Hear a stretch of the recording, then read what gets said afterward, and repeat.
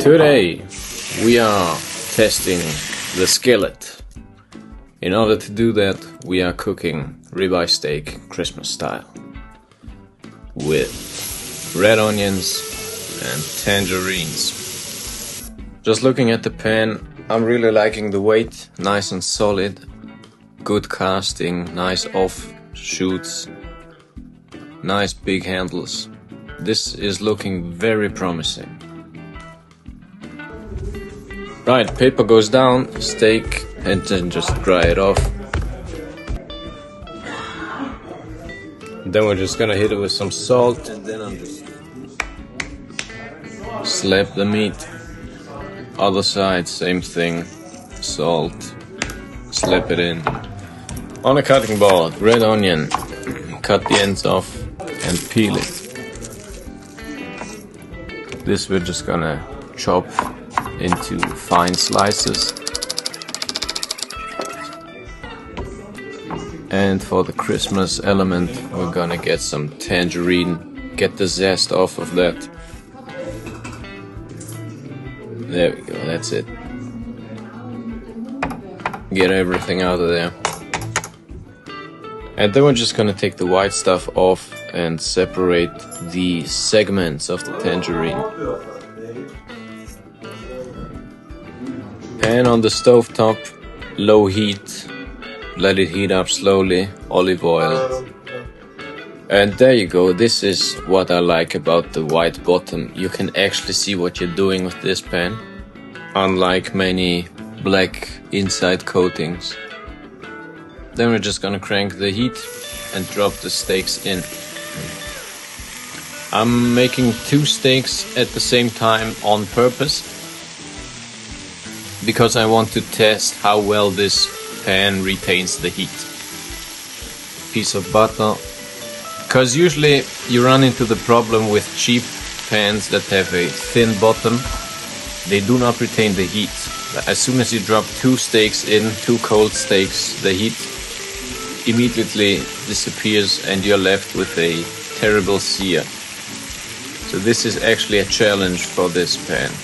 Piece of garlic, easy. And this is holding up well, like this is looking very promising. I forgot to record the flip, but as you can see, we've got a beautiful sear going on both steaks, and the pan is still plenty hot. Steaks come out.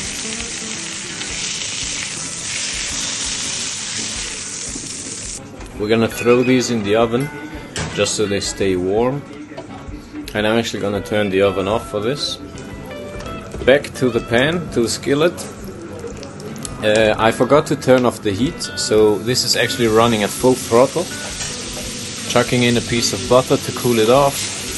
Red onion goes in, tangerines, zest, and saute this nicely. Next we're gonna hit it with some white wine in order to deglaze the pan. And this, oh my god, I love the white inside because it's so easy to see what you're doing. I know this is so hard to do with dark insides. You can actually see what is stuck and where it's already off. I am loving the white inside of this skillet. After it's reduced down, we're just gonna take it away. Grab a plate, plop down your steak, and we're gonna get the topping. At this point, this is beautifully reduced and caramelized. Sweet, salty, umami. I'm gonna go rustic for this one and just put it on top of the steak. Yeah, that's it. And because we are fancy like that, I'm gonna hit it with some edible flowers. Get some pizzazz going. Beautiful rustic Christmas steak. But now for a real test.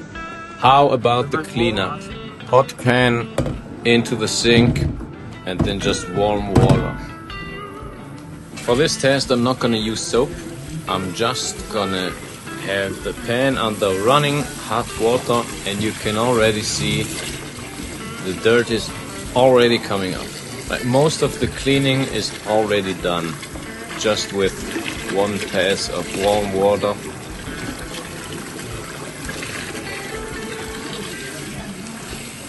And I'm not gonna cut this, I'm not gonna speed it up because I want you to see how easy this is to clean.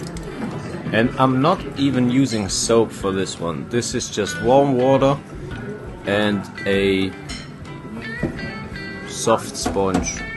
This isn't even abrasive. This is actually a great coating. This is very easy to clean. Just getting the last stubborn piece off there. And yeah, that's it. Clean pan in what? 40 seconds?